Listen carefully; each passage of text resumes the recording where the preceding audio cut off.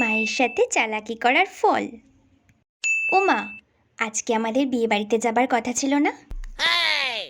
হ্যাঁ, আছে তো। কখন যাবে? সন্ধ্যের একটু আগে বেরোবো, না হলে পৌঁছতে অনেক লেট হয়ে যাবে, আবার তো ফিরতেও হবে। আচ্ছা, ঠিক আছে। রে, তুই এখনো রেডি হসনি? কখন বেরোবো বলতো?